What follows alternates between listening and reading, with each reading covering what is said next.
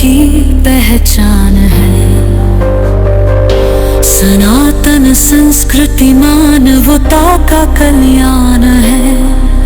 एकजुट होना शांति, बनते रहना अशांति है। जय श्री राम। अब मैं एक बात पर और आता हूं कि यदि आपको समागम करने हैं तो ये और भी आवश्यक हो जाता है कि आप सकारात्मक दृष्टिकोण रखते हों। समागमों में ऐसे व्यक्ति भी आएंगे जो आपकी विचारधारा से अलग सोचते हों। यहाँ ये आवश्यक हो जाता है कि विचारशीलता और धैर्य से उनको सुने और प्रभावशाली ढंग से उन्हें अपने संगठन के लक्ष्यों और अपने समागम विचारधारा का महत्व समझाएं। ऐसे व्यक्ति ही हमारे धैर्य और सूझबूझ का प्रशिक्षण होते हैं। आपको ऐसे लोगों का ही दृष्टिकोण परिवर्तित करना है। अपने आप पर विश्वास कीजिए कि आप कर सकते हो। प्रयत्न कीजिए, सीखिए। ज्ञान विश्वास बढ़ाता है और विश्वास सकारात्मकता को बढ़ावा देता है और हम अच्छा नेतृत्व करने में कामयाब होते हैं। ऐसी मानसिकता होने पर हम कठिनाइयों का सामना करते समय भी प्रेरित और उत्साहित रहते हैं। इस परिवर्तन से व्यक्ति न केवल अपने जीवन को सुधार सकता है बल्कि समाज में भी सकारात्मक बदलाव कर सकता है। आप अपने सनातन में, अपने भाइयों का हिंदुत्व में सकारात्मकता ला सकते हो, जिससे वो अपने हिंदू होने पर गर्व करेंगे। आपके साथ कदम। जय श्री राम। बहुत बहुत धन्यवाद आपका। करने का प्रयत्न करेंगे और राष्ट्रीय हिंदू संगठन का लक्ष्य कि हिंदू राष्ट्र बनाना है, आप पूर्ण कर पाओगे। आप सभी राष्ट्रीय हिंदू संगठन का नेतृत्व कर रहे हो और आपसे समाज और संगठन अपेक्षा करता है कि आप समाज में सनातन के प्रति प्रेम, सनातन के मूलभूत विचारों का संचार समाज में कर सकते हो। नेतृत्व और व्यक्तित्व के विकास के महत्वपूर्ण पहलुओं पर ध्यान देना जरूरी है। इस विषय में कुछ प्रमुख बिंदु हैं जो आपके नेतृत्व और व्यक्तित्व के विकास में मदद कर सकते हैं और उन पर बातें करते हैं। सबसे प्रथम आता है आत्म जागरूकता। जागरूकता पर तो वैसे हम पहले बहुत बात कर चुके हैं, पर चलो इस पर फिर विचार करते हैं क्योंकि ये बहुत महत्वपूर्ण विषय है। सनातन शास्त्रों में आत्म जागरूकता पर बहुत जोर डाला गया है। एकांत में बैठिए, अपनी छानबीन कीजिए, अपने गुणों और अवगुणों का अध्ययन कीजिए।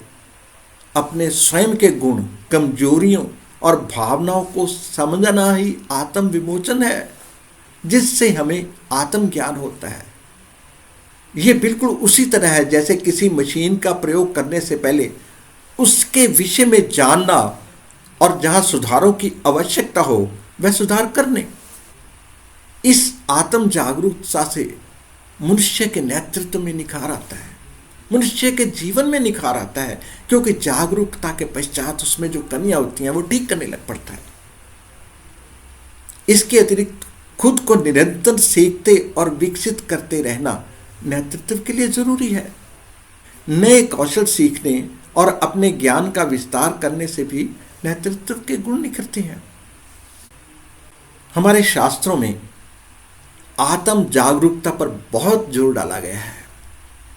एकांत में बैठिए, अपनी छानबीन कीजिए, अपने गुणों और अवगुणों का अध्ययन कीजिए। अपने स्वयं के गुण, कमजोरियों और भावनाओं को समझना ही आत्म विमोचन है, जिससे हमें ज्ञान होता है। यह बिल्कुल उसी तरह है जैसे किसी मशीन का प्रयोग करने से पहले उसके विषय में जानना और जहां सुधारों की आवश्यकता हो वहां सुधार करने। जब आप में आत्म जागरूकता आती है तो आपको अपने गुण, कमजोरियां और भावनाओं की समझ आती है और आपको अपने आप ही पता लगने लगता है कि कहाँ सुधार करना है।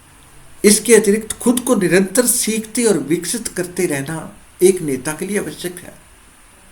नए कौशल सीखने और अपने ज्ञान का विस्तार करने से भी आपके नेतृत्व के गुणों में निखार आएगा। एक अच्छे नेतृत्व के लिए वातावरण की जागरूकता होनी आवश्यक है। आपको सूची बनानी होगी कि आपके पास सक्रिय सदस्य कौन है और निष्क्रिय सदस्य कौन है। उसके पश्चात आपको सुनिश्चित करना है कि वो सभी लोग आपके समागमों में सहभागी हों। इसके लिए आपको उनसे संवाद बनाने पड़ेंगे, उनको जिम्मेदारियां देनी पड़ेंगी। एक जिम्मेदारी ऐसी चीज होती है कि जिसको जिम्मेदारी दी जाए वो अपने आप सक्रिय हो जाता है। पर इतना सुनिश्चित कीजिए कि जिम्मेदारी किसी को भी देनी है तो उसकी क्षमता के अनुसार हो सकता है वो शुरू में ना कर पाए, आनाकानी करे। आपके लगातार प्रयासों से एक दिन ऐसा अवश्य होगा।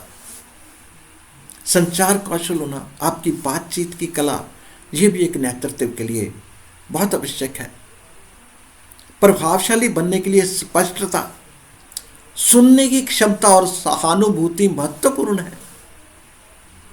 यदि कोई सही बात करता है तो उसको स्वीकार करना और विचारना आवश्यक है। प्रभावी संवाद से ही आप दूसरों को प्रेरित कर सकते हो।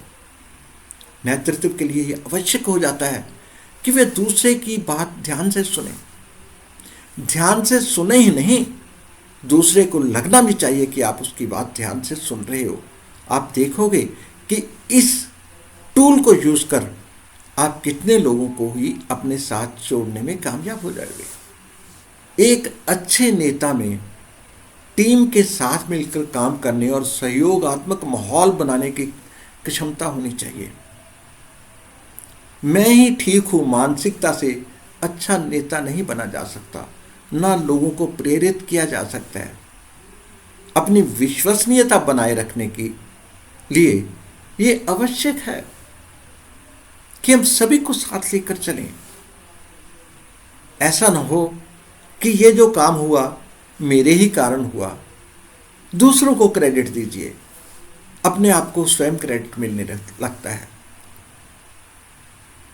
यह सुनिश्चित कीजिए कि आपके कार्य और आचरण से लोग प्रेरित हों। ये मैंने कुछ बातें कही आपसे समागमों के महत्व के बारे में और समागमों के लिए आप में कैसे नेतृत्व क्षमता होनी चाहिए उसके विषय में बात की। हमारे शास्त्र मानते हैं कि ज्ञान की कोई सीमा नहीं। इसके अतिरिक्त आपके पास भी बहुत से विचार होंगे जो समागमों को महत्वपूर्ण बनाने में या नेतृत्व को महत्वपूर्ण बनाने में अच्छा रोल प्ले कर सकते हैं। यदि आपके पास ऐसा कुछ है तो आप वीडियो बनाकर या लिखकर मुझे भेजिए और जैसे भी होगा उसका ठीक ढंग से अपने आपके नाम के साथ उसको प्रसारित किया जाएगा। इस पर विचार किया जाएगा कि उसको ठीक जगह पर ठीक समय से प्रसारित किया जा सके। जय श्री राम। समागम सनातन और राष्ट्र की जान है, हिंदू होने पर गर्व की पहचान है। सनातन संस्कृति मानवता का कल्याण है। एकजुट होना शांति, बंटे रहना अशांति है। गौरवशाली इतिहास और संस्कार की कहानी।